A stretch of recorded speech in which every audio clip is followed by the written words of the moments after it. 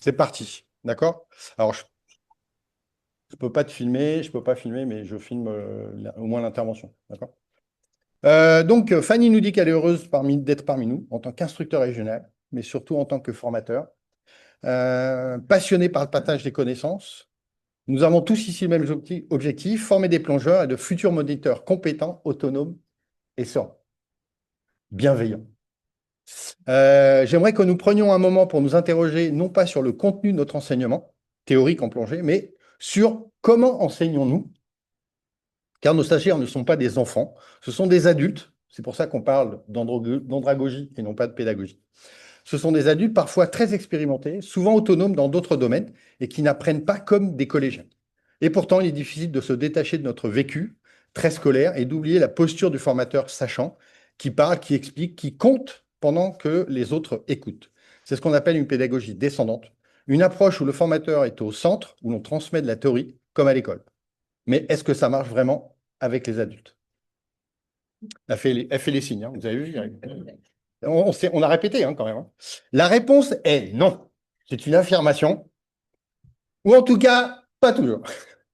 Ce n'est pas moi qui le dis, ce sont tous les travaux de recherche concernant l'andragogie. Donc l'andragogie est une approche de formation spécifiquement pensée pour les adultes, une façon de former où l'apprenant est acteur, pas juste récepteur. On part de ce qu'il sait déjà, de ses expériences. On apprend par l'action, par l'essai, l'erreur, par le jeu, la co-construction.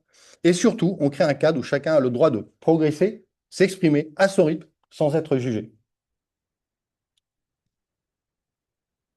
C'est exactement ce que je vous propose de faire aujourd'hui. On va vous présenter des outils, des jeux, des approches concrètes pour sortir du tout magistral. Assez parlé, place à la mise en pratique. Donc, on va former des groupes de 5 personnes. Il y a combien de groupes? Pardon? Ouais. D'accord. Donc, d'accord. Un, 2, 3, 4.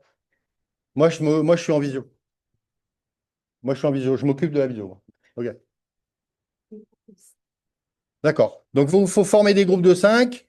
Donc, un avec Sophie, un avec Jean-Marie, un avec Seb.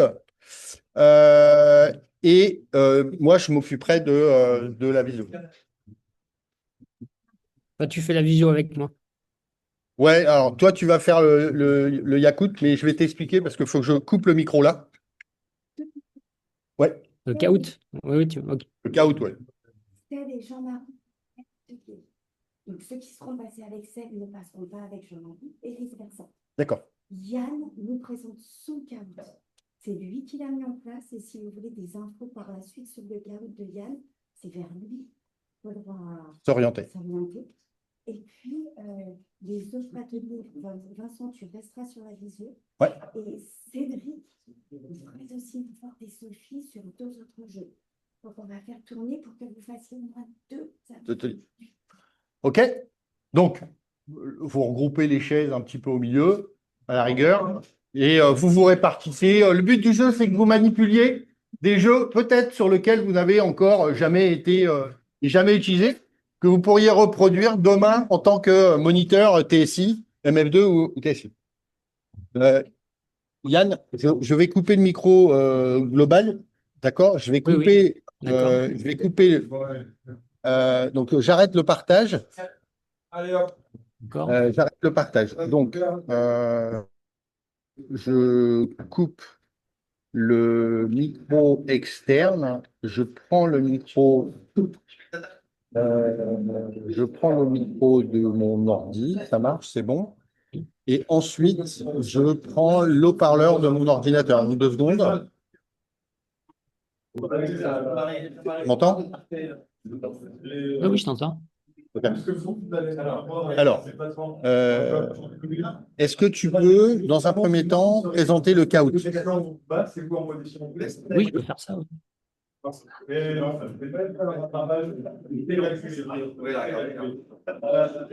te laisse présenter le caout. D'accord. Il y a combien de personnes là? Parce que je vois pas Alors, du coup. là, tu as Marie-Christine, tu as Isaac, tu as Thierry, tu as Marie-Jo, tu as Olivier. Ah oui, d'accord, ok, sur la vidéo. Ok, d'accord, ok. Donc, tu as 7-8 personnes autour de toi. Moi, je coupe mon micro pour pas que ça te perturbe. D'accord, ok. Ok. Tu m'as mis en animateur? Pardon? Est-ce que tu m'as mis en animateur? Parce que je vais devoir partager en Ah oui, fait oui. l'écran. Enfin, je vais tenter de partager l'écran. Ok. Est-ce que vous m'entendez tous là? Oui, pas de problème pour moi. Ok. Pour Oui, Oui, nous l'instant, pareil, aussi. pareil Yes. aussi. d'accord. C'est Bon, a bon. On priori, t'entend. ok. Je Donc a t'entends. priori, tout le monde m'entend. En fait, je vais vous présenter voilà l'outil Kahoot. Alors Kahoot, ça s'écrit Kahoot. En fait, c'est un outil que j'ai mis en place, alors que j'utilisais moi dans le cadre des formations que je dispense à mon travail, puisque en fait, je suis enseignant, mais je fais aussi des formations pour d'autres profs. Et en fait, qu'est-ce que c'est le Kahoot? C'est tout simplement une plateforme d'apprentissage ludique qu'on va utiliser dans l'enseignement, qu'on utilise au lycée, au collège, mais qu'on enseigne aussi, enfin qu'on utilise aussi dans les entreprises, hein, lorsqu'il y a des formations pour adultes. Et concrètement, qu'est-ce que c'est? Ben, c'est tout simplement des jeux, hein, c'est sous forme de jeux, des jeux d'apprentissage, notamment des QCM, qui permettent à un ensemble d'utilisateurs, donc on peut être plusieurs, finalement de répondre aux questions ensemble. Alors pour la petite histoire, en fait, il y a un classement qui est fait à la fin, et on voit quelqu'un qui monte sur le podium pour le premier, etc. Donc c'est assez ludique, mais je dirais qu'il faut quand même avoir à l'esprit qu'en face de nous, on a souvent des adultes, hein, en plongée, quand on fait des formations de plongée. Donc, il faut aussi, voilà, ne pas trop l'utiliser. On l'utilise une fois ou deux, mais après, voilà, il faut pas insister. Enfin, à mon avis, il faut pas insister. En fait, ce Kahoot, vous pouvez l'utiliser de différentes façons, soit simplement pour vérifier les connaissances de vos élèves, hein. Je sais pas, moi, vous faites une formation niveau 2, vous les vérifiez à la fin de votre séance de théorie que vos élèves ont bien tout compris. Eh bien, on peut utiliser un Kahoot, hein, sous forme de questions, de QCM, ou tout simplement d'évaluation, que ce soit une évaluation formative ou sommative, hein, à la fin des cours, par exemple. Et finalement, vous verrez que, puisque je vais vous en mettre un Kahoot après, donc vous allez participer. Donc Isaac a déjà participé, puisque en fait c'est le Kahoot que j'ai mis en place pour le stage initial MF1 qui a eu lieu en Guyane. Mhm. Et finalement, c'est un outil qui va rompre un petit peu avec les méthodes d'évaluation ou les activités un petit peu traditionnelles qu'on utilise, qui sont bah, soit des questions orales, soit du papier en fait, hein. D'accord? Et ce qu'il faut savoir, c'est que donc il existe cet outil donc appelé le Kahoot, et il existe d'autres outils qui ressemblent un petit peu, qu'on appelle WooClap, hein, qui en fait sont plutôt des outils où vous avez des questions et vous répondez directement. Donc que ce soit le WooClap ou que ce soit le Kahoot, en fait, vous avez un QR code de départ, vous flashez ce QR code, du coup, vous allez vous connecter sur le site Kahoot, par rapport à ce que moi j'aurais préparé, puisqu'en fait, il y a un QR code généré à chaque intervention, et c'est moi qui vais déclencher. Du coup, vous allez avoir des questions qui vont apparaître sur l'écran de l'ordinateur, et il faudra répondre sur votre téléphone. Donc, en fait, il y a un jeu de couleurs, hein. Quand vous avez 4 réponses possibles, bah, vous avez un jeu de couleurs, rouge, vert, bleu, etc. Et en fait, vous cliquez sur votre téléphone sur la bonne couleur pour donner la bonne réponse. Et à la fin, on n'a pas forcément les bonnes réponses. Donc, ça veut dire que ça, c'est au moniteur à la fin peut-être de revenir sur les questions. En tout cas, on a le classement et on a le classement final et on a également le classement au fur et à mesure. Puisqu'en fait, au début, on vous demande de choisir un pseudo. Et en fait, ce pseudo va servir un petit peu à voir qui est plutôt en tête du classement, etc. Alors, je vais essayer de partager quelque chose. Je vais voir si je peux le faire. Alors, écran. Est-ce que je peux partager ça?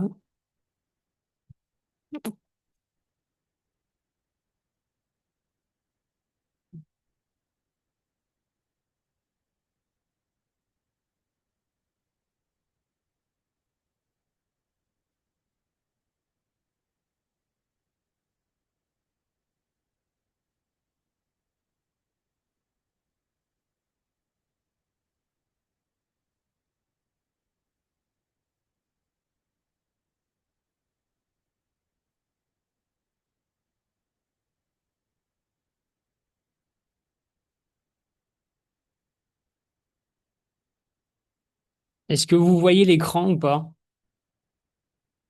Ouais, tout à fait. Pas de Oui, souci. Alors, pareil. voilà. Donc, vous avez le Ouais. code, le QR code qui s'affiche en haut, là. Alors, il y a un code PIN, mais le plus simple, c'est de flasher le QR code. Donc, vous flashez le QR code avec votre téléphone. Et puis, du coup, on va vous demander de choisir un pseudo. Vous choisissez un pseudo, vous validez. Et une fois que tout le monde est connecté, bah, j'appuie sur commencer. Et là, vous allez avoir toutes les questions qui vont défiler. Pour chaque question, vous aurez 20 secondes, en fait, pour répondre. Donc, je vous laisse faire. Donc, je vois Olivier, Vincent. Voilà. Alors, il y a Roger, Colibri, Chris, Thierry, Isaac, Vincent, Olivier. Je pense que tout le monde est là. Donc Roger, c'est Roger avec Marie-Jose, je suppose. Mélie.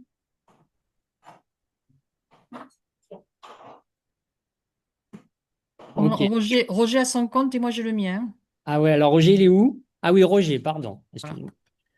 Bon, a priori, tout le monde est connecté, hein. Donc je vais commencer, donc je lance.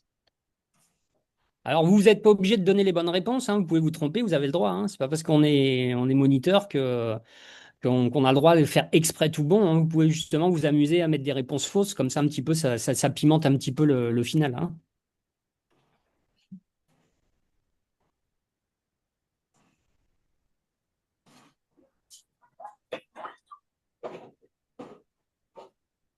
Voilà, donc vous avez la question qui apparaît là, et normalement sur votre téléphone, vous avez les réponses possibles.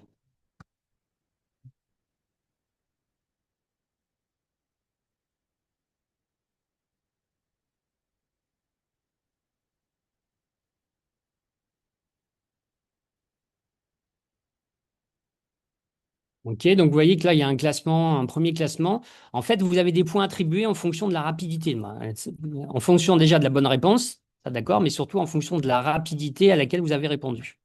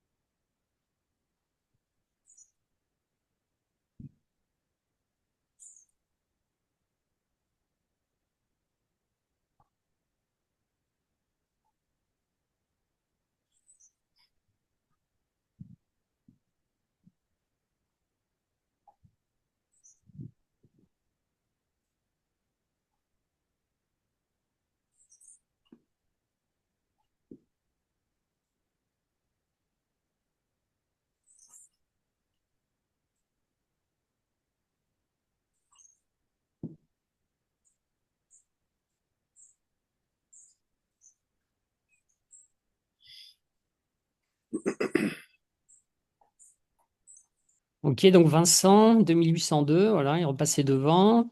Donc il y a 12 questions au total, hein, je vous le dis. Ça, c'est une question pour toi, Marjo.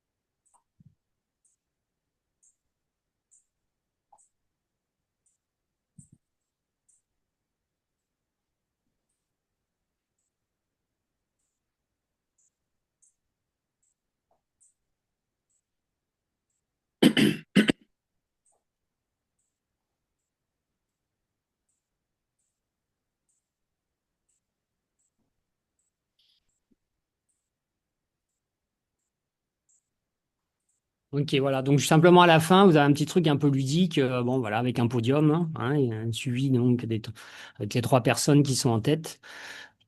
Voilà, donc c'est surtout pour ça que je vous dis que ça peut être utilisé pour vos formations. Par contre, attention, c'est quand même un outil qui a tendance peut-être à infantiliser un petit peu les gens. Donc voilà, on va l'utiliser une fois, deux fois, mais je pense qu'il faut pas insister plus. Alors, il me reste un truc à vous montrer.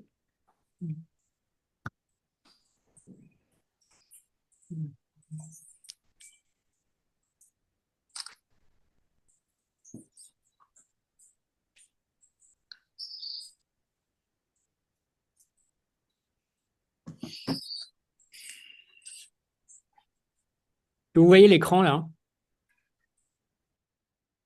Vous voyez ce que je Oui, projette? Les Oui, avantages, les on voit. inconvénients, vous les voyez? Oui. Ok, voilà. Donc simplement Yes.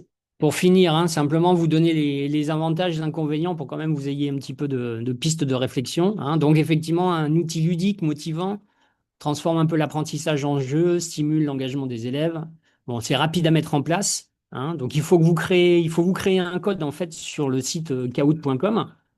Et une fois que vous avez créé votre compte, vous pouvez accéder. Par contre, attention, il y a une version payante et une version gratuite. Donc moi, j'ai utilisé la version gratuite, mais du coup, vous êtes limité pas en nombre de questions, mais en type de questions. Parce qu'en fait, concrètement, c'est vous posez une question, c'est vrai, faux. Vous posez une question, vous avez quatre réponses que vous proposez, il y a une réponse possible.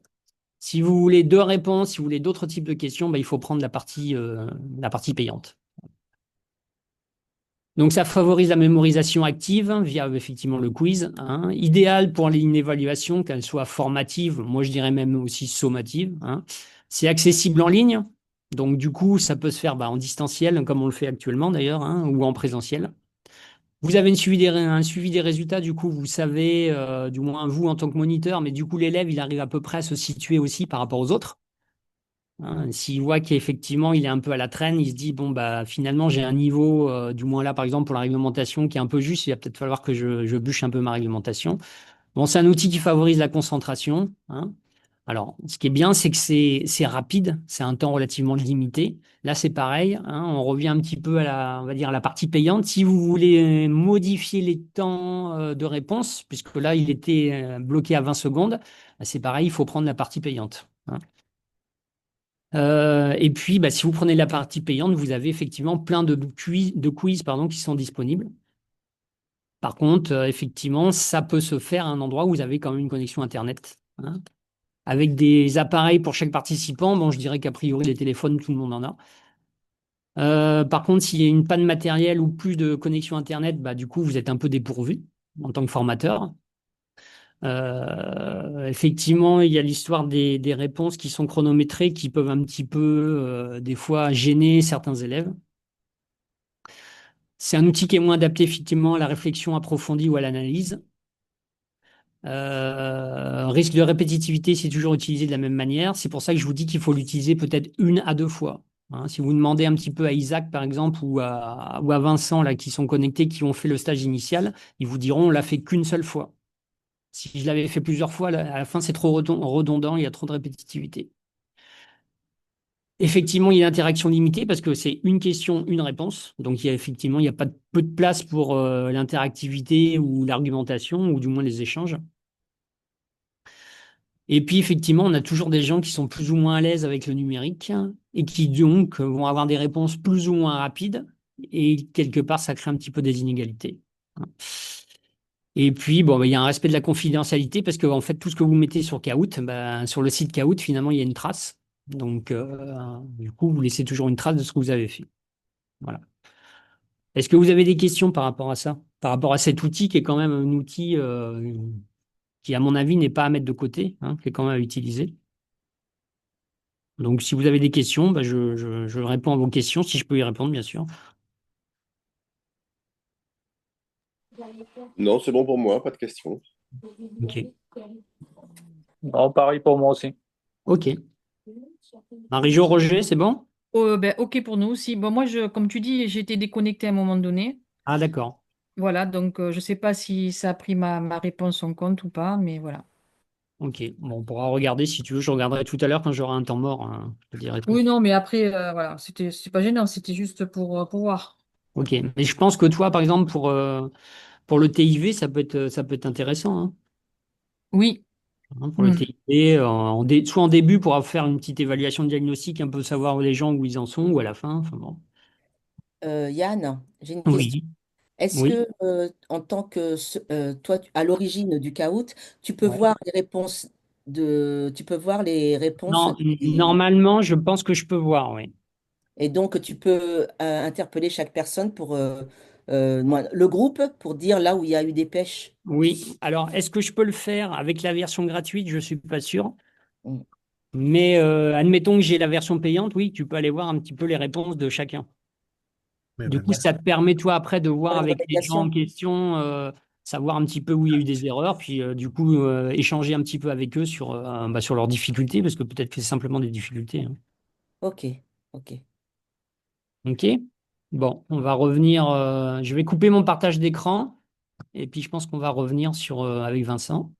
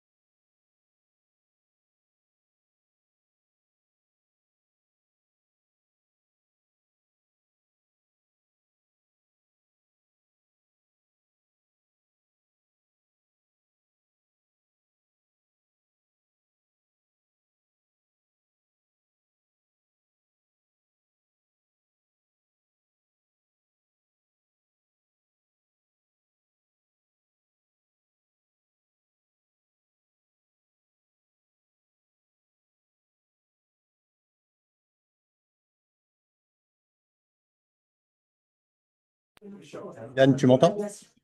Tu as coupé ton micro. Tu as fini là? Encore, hein. Ouais, on vient juste de finir. Ok. Il nous faut 10 minutes de notre côté. D'accord? 10 minutes de notre côté pour finir D'accord. cet atelier. Donc je coupe la vidéo là. Ok, ça marche. D'accord? Je vais prendre un 10 café, je minutes. reviens 10 après. minutes. Yann, tu peux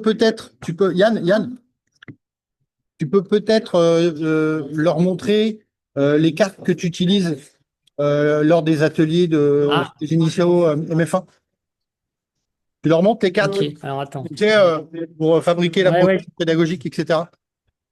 Ok, je te Ok, laisse. je vais regarder, hein. Allez, Je vais gère. faire un partage d'écran, ouais. T'assures, mec. Tu remets, T'assures. Je te laisse. tu remets le son. Ouais, T'as 10 minutes pour montrer tes jeux de cartes. J'ai failli ça emmener les marche. miens, mais je les ai pas. Je te laisse. Ok. Du coup, vous m'entendez tous là? Oui, toujours. Ok, Ouais. donc vous Oui. avez Ah, pareil. entendu donc, ce qu'a proposé Vincent. Donc je vais vous présenter, je dois les avoir en photo, je crois. Je vais vous présenter en photo en fait un jeu de cartes que j'ai créé, toujours pareil pour les stages initiaux, que ce soit initiateur ou MF1. Donc ça, du coup, c'est un outil qui s'adresse plus particulièrement aux TSI qui veulent participer au stage initiateur ou au MF2. Et en fait, sur ces cartes, vous allez voir, j'ai repris un petit peu, en fait, j'ai repris tout ce qui était dans le MFT, c'est-à-dire les gestes techniques, les compétences, j'ai créé des critères de réalisation, etc. Et en fait, je demande, dans le cadre des stages initiaux, donc aux stagiaires, de réaliser, par exemple, une progression sur le niveau 1 à l'aide des cartes. Du coup, c'est un outil qui est facile à manipuler. C'est très rapide, puisqu'il y a juste à poser les cartes sur la table et puis à intervertir les cartes pour créer en fait une progression. Et, euh, et donc voilà, c'est pareil, c'est un outil qui est très ludique, hein, qui est simple d'utilisation, qui change encore une fois du papier, du crayon, des QCM, qui change aussi du côté descendant, puisque c'est vrai que souvent on a quelqu'un ce que je fais en ce moment, hein, je parle, je vais vers vous, donc on est essentiellement sur du descendant. Donc, je vais rechercher là où je vais vous trouver ça. Alors, écran, G.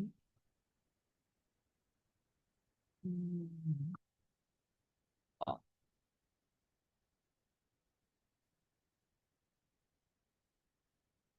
passe.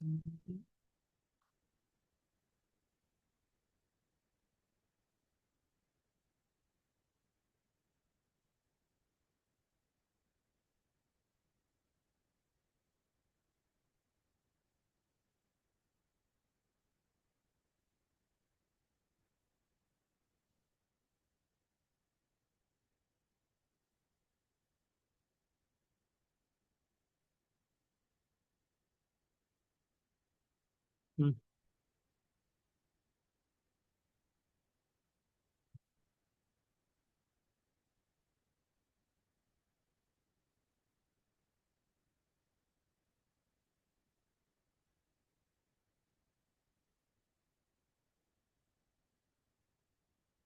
Alors, tout simplement, voilà, un autre jeu de cartes, hein, avant de passer au contenu du MFT, là.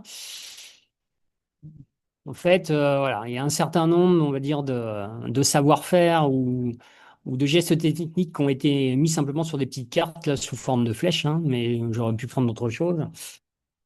Et en fait, simplement, quand j'ai fait la partie sur la progression, j'ai simplement demandé aux stagiaires de me reclasser en fait l'ensemble de ces cartes suivant une logique de progression en fait. Du coup, ça permet aux gens d'utiliser déjà un outil qui est ludique. Et puis, c'est surtout que ça leur permet d'essayer de hiérarchiser des savoirs ou des savoir-faire. Alors, bien sûr, comme d'habitude, il y a plusieurs réponses possibles, hein, mais du coup, voilà. Donc, on a un outil qui est extrêmement ludique, hein, et surtout facile à utiliser. Alors, ce qu'il faut savoir, c'est que ça prend du temps parce que donc, je les ai imprimés, je les ai plastifiés, et une fois que je les ai plastifiés, je les ai découpés. Sachant que quand vous avez des groupes en formation comme ça, hein, que ce soit initiateur ou MF1, si vous avez 4 groupes de 3, par exemple, ça veut dire qu'il faut 4 jeux de cartes. Donc voilà, tout ça pour dire que c'est un outil qui est quand même bien, par contre c'est long. C'est long à constituer entre le fait, je vous dis, d'imprimer, de plastifier, de découper. Quand on a 3 ou 4 jeux de cartes à faire, c'est extrêmement long. Est-ce que vous avez des questions par rapport à ça?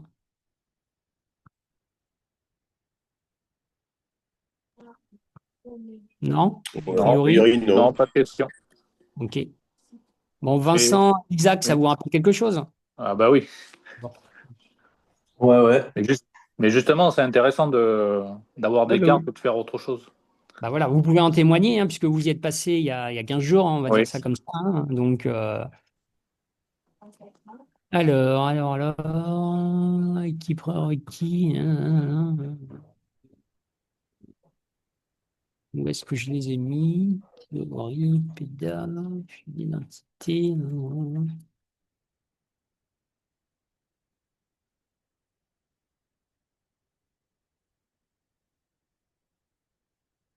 Alors, jeu de cartes, voilà. Bien sûr, là. Voilà. Donc, en fait, là, j'ai repris tous les gestes techniques que vous trouvez dans le MFT, hein, pour le niveau 1. Donc, j'ai repris tous les gestes techniques pour chaque compétence. Donc, en fait, ça me faisait 2 pages. Voilà. Ces gestes techniques, en fait, je les dupliquais en 3 pages. Alors, pourquoi en 3 fois? J'aurais pu le faire aussi en 4 fois. Parce qu'en fait, quand les gens constituent la progression, parce que ça, c'est pour réaliser surtout une progression sur le niveau 1. En fait, souvent, ce qu'ils font à la séance 1, des fois, ils veulent refaire, hein, ou faire plutôt une séance de perfectionnement à la séance 2, etc. Et du coup, si vous l'imprimez qu'une fois, le geste technique, vous l'avez qu'une seule fois et vous ne l'avez pas en carte en double ou en triple. Et du coup, ça gênait les gens. Donc, c'est simplement pour ça que je l'ai fait en 3 fois. Mais on peut très bien le faire qu'en une seule fois, hein. On peut partir du principe que on va mettre dans la séance uniquement le geste technique qu'on va travailler en premier la première fois, même si on le retravaille à la séance suivante, etc. Donc les gestes techniques sont là. Après, bon, j'ai fait une numérotation de séances, puisqu'en fait, je leur demande de faire une progression sur un certain nombre de séances. Donc là, j'ai mis 10 séances. Donc après, à eux de voir comment ils organisent leur progression. Et puis là, j'ai listé tout un ensemble de conditions, de critères de réalisation, donc surface, 1 mètre, 3 mètres, 6 mètres, 10 mètres, etc. Statique, dynamique, posé au fond, avec bloc, sans bloc, etc. Avec repère visuel, sans repère visuel. Donc simplement pour avoir les critères de réalisation. Après, je suis parti sur la théorie. Alors, la théorie n'est pas tout à fait à jour sur celle-ci. Je crois que j'avais fait un autre jeu de cartes où j'avais repris exactement que la théorie. Mais bon, peu importe, le principe reste le même. Et puis après, j'avais carrément marqué les compétences, en fait, comme ça permettait de savoir sur la séance 1 quelles compétences étaient travaillées si on voulait le rajouter. Bon, après, on ne l'a pas forcément utilisé parce que ça surcharge quand même un peu, donc il ne faut pas que ça surcharge trop. Euh, Pas simplement. Mais par contre, je vais essayer de vous trouver, et ça, je dois l'avoir sur mon téléphone, les photos que j'avais envoyées à Fanny dernièrement. Voilà. Voilà, on va sélectionner. Tac, tac, tac.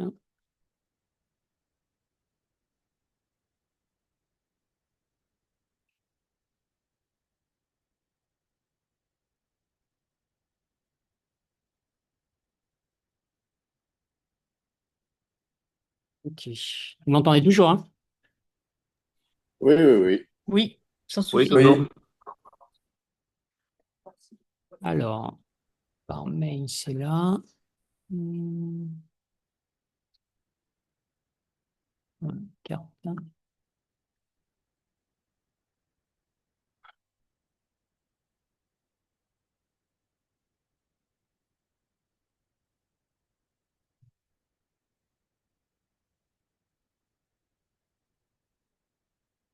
Ok, donc là, vous voyez, hein?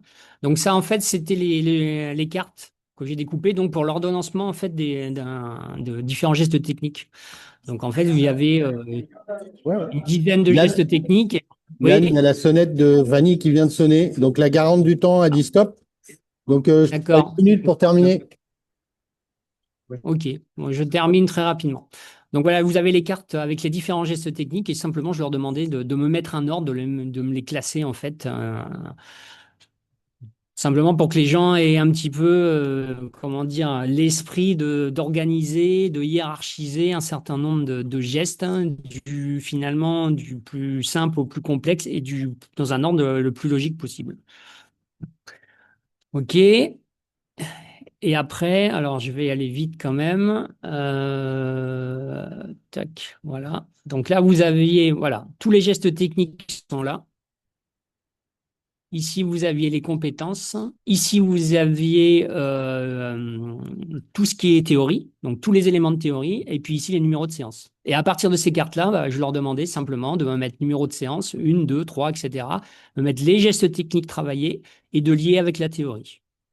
Et finalement, vous aviez une progression qui était visible, qui était sur la table, hein. Chaque stagiaire, finalement, a pris la photo et du coup, a une trace de ce qu'il a fait.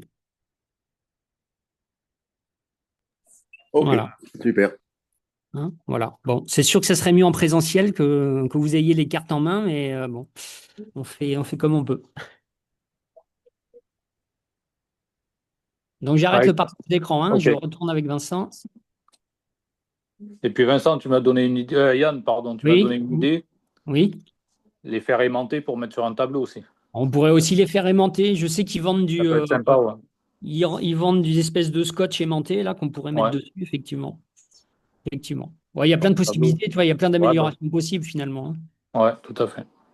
Merci. Non, rien.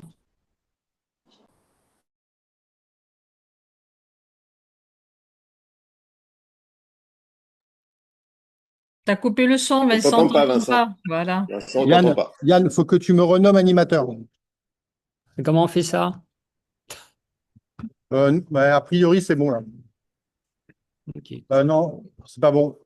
C'est pas bon? Alors attends.